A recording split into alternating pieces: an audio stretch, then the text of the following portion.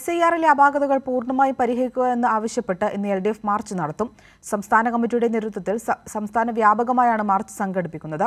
തിരുവനന്തപുരത്ത് chief election ഓഫീസിലേക്കും വിവിധ ജില്ലകളിലെ ഇലക്ഷൻ ഓഫീസുകളിലേക്കും LDF-ന്റെ നേതൃത്വത്തിൽ ബഹുജന മാർച്ച് നടക്കും.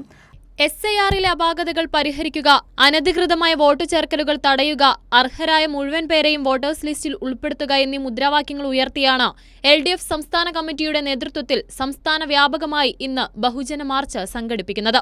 സുതാര്യമായ വോട്ടർ പട്ടിക തയ്യാറാക്കുന്നതിന് പകരം വ്യാപകമായി വ്യാജ വോട്ടുകളാണ് ചേർക്കപ്പെട്ടത്.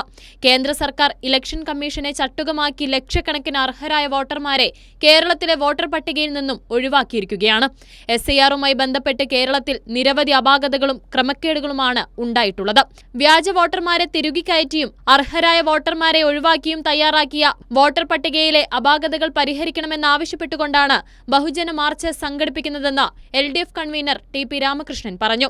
SIR പൗരത്വ രജിസ്ട്രേഷൻ വളഞ്ഞ വഴിയിലൂടെ തയ്യാറാക്കാനുള്ള ഗൂഢപദ്ധതിയാണെന്ന് നേരത്തെ തന്നെ ആക്ഷേപം ഉയർന്നു വന്നിരുന്നു. തിരുവനന്തപുരത്ത് LDF ജില്ലാ കമ്മിറ്റിയുടെ നേതൃത്വത്തിൽ കേന്ദ്ര തെരഞ്ഞെടുപ്പ് കമ്മീഷൻ ഓഫീസിലേക്കാണ് മാർച്ച് നടത്തുക. കൈരളി ന്യൂസ്, തിരുവനന്തപുരം.